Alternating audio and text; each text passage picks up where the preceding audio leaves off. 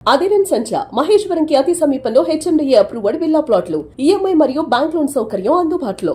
ఆంధ్రప్రదేశ్లోని కోనసీమ జిల్లాలో ఓ 10th class చదివేటువంటి అమ్మాయి క్లాస్లో సడన్గా కుప్పకూలిపోయింది. కార్డియాక్ అరెస్ట్తో చనిపోయినట్లు డాక్టర్లు నిర్ధారించారు. అసలు అంత చిన్న ఏజ్లో కార్డియాక్ అరెస్ట్లు ఎలా వస్తాయి? వాటిని గుర్తించాలన్నా, లేదు హార్ట్ స్ట్రోక్స్, హార్ట్ అటాక్స్ ఇలాంటి వాటిని ముందుగానే ఐడెంటిఫై చేయాలన్నా ఏం చేయాలి? దీనికి సంబంధించి మరింత సమాచారం మనకు అందించేందుకు లైవ్ కాల్లో అందుబాటులో ఉన్నారు ప్రముఖ కార్డియాలజిస్ట్ డాక్టర్ ముఖర్జీ గారు. ఒకసారి ఆయన అడిగి మరిన్ని వివరాలు తెలుసుకుందాం. డాక్టర్ గారు నమస్తే అండి. ఎర్లీ ఏజ్లో వచ్చేటువంటి హార్ట్ స్ట్రోక్స్ని లేదా హార్ట్ అటాక్స్ని ఎలా గుర్తించాలి డాక్టర్ గారు? ఎందుకంటే 35-40 దాటిన తర్వాత ఇప్పుడు ఎవ్రీ ఇయర్ ప్రతి ఒక్కళ్ళు ఆల్మోస్ట్ టెస్టులకు వెళ్తున్నారు, బాడీ చెకప్స్ చేయించుకుంటున్నారు, వాళ్ళకి తెలుస్తాయి, నో ప్రాబ్లం.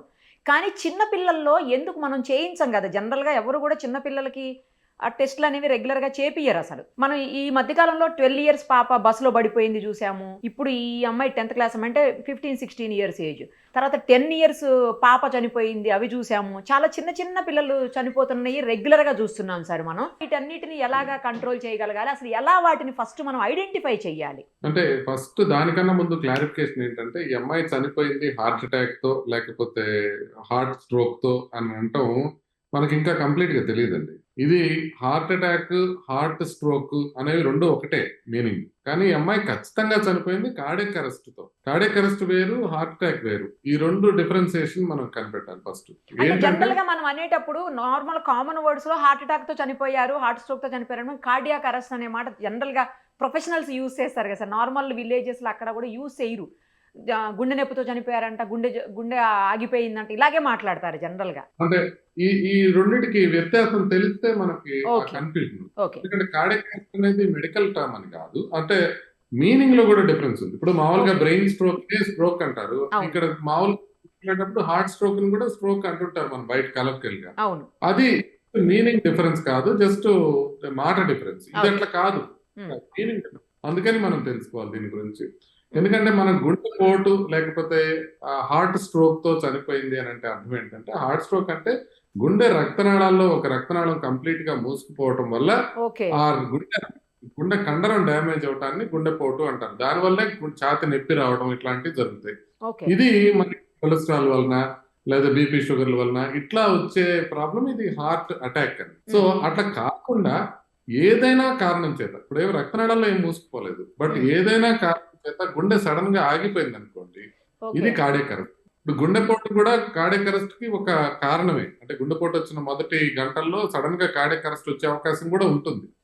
అయితే ఈ కార్డియాక్ అరెస్ట్ అనేది గుండెపోటు వలన కాదా అనేది ఫస్ట్ మనం నిర్ధారించుకుంటే ఆ తర్వాత మనం దాని ముందుకు వెళ్ళొచ్చు అన్నమాట. ఎందుకంటే ఇప్పుడు మీరు 50 ఏళ్ళ వాళ్ళు, 40 ఏళ్ళ వాళ్ళు, వీళ్ళు సడన్ గా కొలాప్స్ అయ్యారంటే వాళ్ళకి కార్డియాక్ అరెస్ట్ గుండెపోటు వల్ల వచ్చే అవకాశం చాలా ఎక్కువగా. 15 ఏళ్ళ అమ్మాయి సడన్ గా మరణించడం అని అంటే గుండెపోటు వల్ల కాదు, గుండె ఆగిపోయింది, కానీ ఆ గుండె ప్రాబ్లంతో కాదని. అంటే ఇప్పుడు మీరు అర్థం చేసుకోవాల్సింది ఏంటంటే, గుండె పోటు అనేది మనకి ఎక్కడైతే కొలెస్ట్రాల్ వల్ల వస్తుందో ఆ గుండె పోటు రాలేదు ఈమెకి, కానీ గుండె ఆగిపోయింది. మరి ఎందుకు ఆగిపోతుంది, సడన్ గా ఎందుకు ఆగిపోతుంది అన్నది నెక్స్ట్ క్వశ్చన్ వస్తుంది. ఎందుకు ఆగిపోతుంది అంటే కొన్ని ఛానలోపతీస్ అని కొన్ని డిసీజెస్ ఉంటాయి, అవి ఈజీగా బయటపడవు. ముందుగా నొప్పి రావడం కానీ ఇట్లాంటివి ఉండవు దాంట్లో. ఈ డిసీజెస్ బయటపడవా సార్? అవి ఏ టెస్టులు చేసినా బయటపడవా? టెస్టుల్లో బయటపడతాయి. అంటే మనం ఈజీగా ఈసీజీ ఎక్కువ చేస్తే చాలా వరకు బయటపడతాయి. ఈ జబ్బుల్ని హైపర్ట్రోఫిక్ అబ్స్ట్రక్టివ్ కార్డియోమైపతి అని, అరిథమోజెనిక్ రైట్ వెంట్రికులర్ డిస్ప్లేసియా అని, లాంగ్ క్యూటీ సిండ్రోమ్ అని, షార్ట్ క్యూటీ సిండ్రోమ్ అని, బ్రుగాడా సిండ్రోమ్ అని, సిపివిటి అని, anomalous coronary artery from pulmonary artery అని, ఇట్లా చాలా రకాలు ఉంటాయి. ఇవన్నీ కూడా మనం యూజువల్ గా ఈసీజీ 2D ఎక్కువ చేసేస్తే కొంత మేరకు అవి బయటపడే అవకాశం ఉంటుంది. కాకపోతే మీరు ఒక్కసారి ఆలోచించండి, మనం ఉండే అవకాశం మిలియన్లో ఒకరికి ఉందని, 10 లక్షల మందిలో ఒకరికి ఇట్లా ప్రాబ్లం వచ్చే అవకాశం ఉందనుకోండి. పిల్లలందరికీ టెస్టులు చేయాలంటే ఎంత కష్టం చెప్పండి, ఎంత ఖర్చుతో కూడుకున్న విషయం చెప్పండి. అందుకే కమ్యూనిటీ లెవెల్లో డాక్టర్లు కానీ ప్రొఫెషనల్ బాడీస్ కానీ అందరికీ ఇవి చెయ్యాలి అనేది ఎవరు చెప్పరు. ఎందుకంటే దానికి ఈల్డ్ తక్కువ ఉంటుంది. ఇప్పుడు 10 లక్షల మందిని మనం పరీక్ష చేస్తే ఒకరికి బయటపడే అవకాశం ఉంటుంది, అప్పుడు ఆ ఒకరిని కాపాడుకునే అవకాశం ఉంటుంది అనుకోండి. కానీ ఇండివిజువల్ లెవెల్లో ఎవరికైనా అనుమానం వచ్చినప్పుడు వాళ్ళు కంపల్సరీగా టెస్టులు చేయించుకోవాలి. అనుమానం ఎలా వస్తుంది అని అంటే, ఇప్పుడు ఎవరైతే కొంచెం యంగ్ ఏజ్ లో మరణించున్నారో వాళ్ళకి సంబంధించిన, ఇప్పుడు అమ్మాయి బ్రదర్స్ కానీ సిస్టర్స్ కానీ ఎవరున్నారో అందరికీ టెస్ట్ చేసుకోవడమే కాకుండా మనం సిమ్టమ్స్ చిన్న చిన్న సిమ్టమ్స్ ని పిల్లల్లో కూడా ఇగ్నోర్ చేయకూడదు. ఆ సిమ్టమ్స్ ఏంటి అని అంటే సడన్ గా కళ్ళు తిరగటం కానివ్వండి, సడన్ గా కళ్ళు తిరిగి పడిపోవటం కానివ్వండి, గుండె దడగా అనిపించడం కానివ్వండి, గుండె వేగంగా కొట్టుకున్నట్టు అనిపించడం కానివ్వండి, మెట్లు ఎక్కినప్పుడు ఆయాసం రావటం కానివ్వండి, ఇలాంటి సమస్యలు గనక పిల్లల్లో ఉన్నట్లయితే, ఎస్పెషల్లీ కళ్ళు తిరిగి పడిపోవడం అనే సమస్య గనక ఎప్పుడన్నా ఉన్నట్లయితే వాళ్ళు ఇమ్మీడియట్ గా టెస్టులు చేయించుకోవాలి. అందరికీ టెస్టులు చేయడం సాధ్యం కాదు కాబట్టి ఇది చెప్తున్నాం. బట్ ఎవరికైతే అనుమానం ఉందో వాళ్ళు టెస్ట్ చేయించుకుంటే ఇది కొంత మేరకు బయటపడిపోయే అవకాశం ఉంటుంది. But majority of the people ఎవరైతే టెస్టింగ్ చేయించుకుంటారో భయపడి వాళ్ళందరూ నార్మలే ఉంటుంది. ఎందుకంటే ఇది రేర్ కండిషన్ కాదు. ప్రైమరీగా కనిపించే సిమ్టమ్ అయితే కళ్ళు తిరగటమేనా సార్? కళ్ళు తిరగటం, కళ్ళు తిరిగి పడిపోవడం అనే సిమ్టమ్ ఒకటి. అది కాకుండా మిగతా సిమ్టమ్స్ కూడా ఉంటాయి. అంటే ఆయాసం రావటం, గుండె దడ రావటం, లేకపోతే రేర్ గా ఛాతీలో నొప్పి రావటం. ఛాతీ నొప్పి పరిగెట్టినా ఏదన్నా ఆడినా అలాంటప్పుడు అలసిపోవటమా సార్? ఎక్సర్సైజ్ తో పాటు మనకి కళ్ళు తిరుగుతున్నా, ఎక్సర్సైజ్ తో దడ వచ్చినా, ఇట్లాంటివి ఎక్సర్సైజ్ తో ఆయాసం ఎక్కువ వస్తున్నా, అట్లాంటివి ఉన్నప్పుడు మనం ఒక్కసారి పరీక్ష చేసుకుంటే సరిపోతుంది. వాటిలో ముఖ్యంగా గుండె దడదడా కొట్టుకోవడం కానీ, సడన్ గా వేగంగా కొట్టుకోవడం కానీ, సడన్ గా కళ్ళు తిరిగి పడిపోవడం కానీ, ఈ 2 సిమ్టమ్స్ ఉన్నప్పుడు అయితే మాత్రం ఒక్కసారి పిల్లలకి పరీక్షలు చేయించడం మంచిది.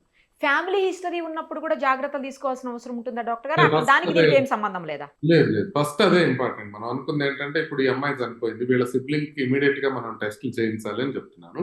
అదే విధంగా ఎవరైనా సరే ఫ్యామిలీ హిస్టరీ ఉంది, హార్ట్ ప్రాబ్లం ఉంది ఫ్యామిలీలో అంటే వాళ్ళందరూ కంపల్సరిగా టెస్టులు చేయించుకోవాల్సిన అవసరం ఉంటుంది. ఈసీజీ ఎక్కువ అనే దాంట్లో మెజారిటీ తెలిసిపోతుంది. ఒకవేళ అవసరమైతే కార్డియాక్ ఎంఆర్ఐ కానీ, జెనెటిక్ టెస్టింగ్ కానీ, ఇట్లాంటి అడ్వాన్స్డ్ టెస్టులు కూడా చేయించాల్సిన అవసరం రావచ్చు. బట్ యూజువల్ గా చిన్న టెస్ట్, ఒక ఈసీజీ, ఒక ఎక్కువ చిన్న పిల్లలు, పెద్దవాళ్ళకైతే టీఎంటీ కూడా యాడ్ చేస్తాం. ఇప్పుడు 40 years దాటి వాళ్ళు చెకప్ అంటే దాంట్లో ట్రెడ్మిల్ టెస్ట్ యాడ్ చేస్తాం. పిల్లల్లో ట్రెడ్మిల్ టెస్ట్ అక్కర్లేదు. జస్ట్ కేవలం ఈసీజీ ఒకటి, ఎక్కువ ఒకటి, సింపుల్ గా వాళ్ళకి ఏమి ఇబ్బంది ఉండకూడదు, ఈజీగా చెక్ చేసుకోవచ్చు. అది కూడా పాపులేషన్ లెవెల్లో చేయటం లేదు, కష్టం కాబట్టి అందుకే ఎవరు రికమెండ్ చేయరు. ఇప్పుడు హార్ట్ అసోసియేషన్ వాళ్ళు కానీ ఎవరు రికమెండ్ చేయరు. బేసిక్ గా పెద్దగా ప్రమాదకరమైన టెస్టులు కాదు. అయినా ఎందుకు రికమెండ్ చేయరంటే ఇప్పుడు మనం లక్షల మందికి చేస్తే ఒకళ్ళిద్దరు బయటపడతారు. ఇప్పుడు ఇవాళ ఎంతమంది పిల్లలు ఉన్నారు ఏపీలో, ఒక్కళ్ళకి కదా వచ్చింది ప్రాబ్లం.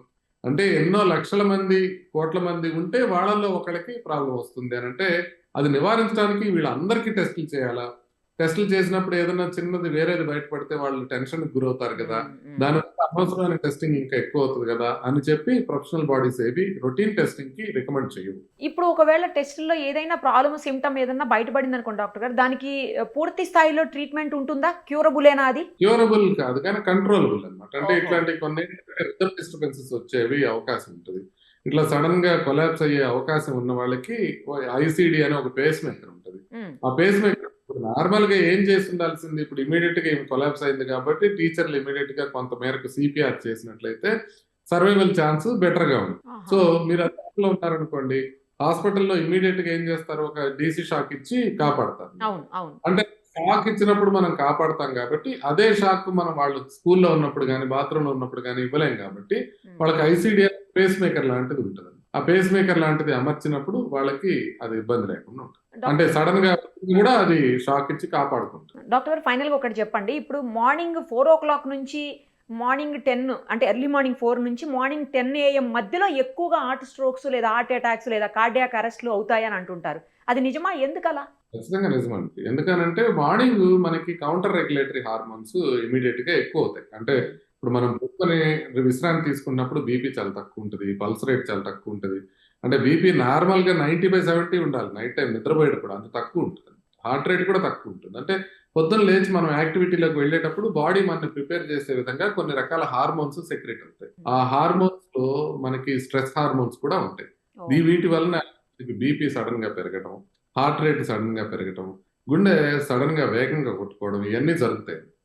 సో ఇవి జరిగినప్పుడు మనకి సడన్ గా గుండెపోటు, ఆల్రెడీ ప్రాబ్లం ఉన్న వాళ్ళకి, ప్రాబ్లం లేని వాళ్ళకి ఏం కాదు, సహజంగా బట్ ఆల్రెడీ లోపల బ్లాక్స్ ఉన్నాయనుకోండి, అది కూడా 90% బ్లాక్స్ ఉన్నాయనుకోండి, సడన్ గా బీపీ షూట్ అవటము, సడన్ గా మనకి పల్స్ రేట్ ఎక్కువ అవడము, హార్ట్ వేగంగా కొట్టుకోవడం, ఇది జరిగినప్పుడు సడన్ గా అటాక్ వచ్చే అవకాశం ఉంటుంది. అందుకనే ఎర్లీ మార్నింగ్ వీళ్ళకి వచ్చే అవకాశం ఉంటుంది. దాన్ని ప్రివెంట్ చేయడానికి మనం ఎర్లీ మార్నింగ్ లేవకుండా ఉండటము, ఎర్లీ మార్నింగ్ స్లోగా లేవడము ఈ కాదు మనం చేయాల్సింది. రెగ్యులర్ గా చెకప్ చేయించుకొని ఆ ప్రాబ్లం లేకుండా ముందే చూసుకున్నట్లయితే ఈ ప్రాబ్లం రాకుండా. అందుకని లేచేటప్పుడు మనం కొత్తగా జాగ్రత్తలు తీసుకునేది లేదు. కాదు లేచేటప్పుడు సడన్ గా కళ్ళు తిరిగి పడిపోతుంటే వాళ్ళు మాత్రం కొంచెం గిడ్డినెస్ రాకుండా లేచి కొద్దిసేపు కూర్చొని ఆ తర్వాత లేచి నడవటం అనేది మంచిది. చాలా మంది డాక్టర్ గారు ఎర్లీ మార్నింగ్ వాష్రూమ్స్లో లేదా బాత్రూమ్స్లో చనిపోతూ ఉంటారు, ఎస్పెషల్లీ మగవాళ్ళు. ఎందుకలా? అవునండి. ఎర్లీ మార్నింగే మనకి హార్మోన్స్ ప్రభావంతో కొంత గుండె వేగం అది పెరుగుతుందని తెలుస్తుంది కదా! ఈ బాడీలో sympathetic nervous system, parasympathetic nervous system అనేవి 2 ఉంటాయి. బాత్రూమ్‌లో వెళ్ళినప్పుడు మనం యూరిన్ పాస్ చేయాలంటే పారాసింపథెటిక్ నర్వస్ సిస్టమ్ యాక్టివేట్ కావాలి. పారాసింపథెటిక్ నర్వస్ సిస్టమ్ యాక్టివేట్ అయితేనే యూరిన్ వస్తుంది. అది యాక్టివేట్ అయినప్పుడు బీపీ కొంతవరకు తగ్గుతుంది. ఓకే. బీపీ సడన్ రావడంతో కింద పడిపోయారనుకోండి, ఆ పడిపోయినప్పుడు బీపీ మరీ తక్కువైతే గుండెకి సరఫరా తక్కువయ్యి దానివల్ల కార్డియాక్ అరెస్ట్‌లు వచ్చే అవకాశం కూడా ఉంటాయి. సో, అందుకోసమని ఇలా జరుగుతుంది. ఎస్పెషల్లీ మగవాళ్ళలోనే ఎందుకు డాక్టర్ గారు? ఎక్కువ మగవాళ్ళకే వస్తాయి కదా ఇలా ఎక్కువ. ఏమనుకున్నాం, వెనకాల ప్రాబ్లమ్ ఉంటేనే ఆల్రెడీ ఇలాంటి జరిగే అవకాశం ఉంటుంది. లేకపోతే జరగదని అనుకుంటున్నాం. అట్లా మేల్ ఫీమేల్ అని ఏం లేదు. యూజువల్‌గా మగవాళ్ళలోనే హార్ట్ ప్రాబ్లమ్స్ ఎక్కువ ఉంటాయి కాబట్టి ఇది మగవాళ్ళలోనే ఎక్కువ జరుగుతుంది. అది కూడా ప్రొడక్టివ్ ఏజ్‌లో జరిగేది మగవాళ్ళకి. అంటే మగవాళ్ళకి తొందరగా వస్తాయి. ఆడవాళ్ళకి మెనోపాజ్ వరకు ఈస్ట్రోజన్ వల్ల ప్రొటెక్షన్ ఉంటుంది. సో, అందుకని మగవాళ్ళకి ఒక 10 ఏళ్ల ముందు వస్తాయి. అందుకని ప్రొడక్టివ్ ఏజ్‌లో ఉండి సడెన్‌గా చనిపోతున్నప్పుడు ఫర్ ఎగ్జాంపుల్ ఒక 65 ఇయర్ ఓల్డ్ లేకపోతే 85 ఇయర్ ఓల్డ్ లేడీ ఈ ప్రాబ్లమ్ కూడా ఏమి ఇబ్బంది కాదు. ఇది మగవాళ్ళలో ఎక్కువగా కనపడుతుంది. దాంతో పాటు యూరిన్ పాస్ చేసేటప్పుడు కూడా పారాసింపథెటిక్ నర్వస్ సిస్టమ్ మగవాళ్ళలో ఎక్కువ యాక్టివేట్. సో, దానివల్ల ప్రాబ్లమ్స్ ఎక్కువ వస్తాయి. చాలా మంచి ఇన్ఫర్మేషన్ ఇచ్చారు డాక్టర్ గారు. చాలా బిజీ ఉన్నారు మీరు పేషెంట్స్ తోటి, అయినా కూడా అడగగానే ఇట్లా అవేర్నెస్ కోసం అని చెప్పేసి మీరు ఒక వీడియో చేద్దాం సార్ అని అడగగానే ఇచ్చినందుకు చాలా చాలా thanks sir. Thank you so much. మరిన్ని అప్డేట్స్ కోసం నిరుపమ సుమన్ టీవీ ఇన్స్టా పేజ్ని ఫాలో చేయండి. సుమన్ టీవీలో మీ పర్సనల్ అండ్ బిజినెస్ ప్రమోషన్స్ కోసం కింది నెంబర్కి కాంటాక్ట్ చేయండి.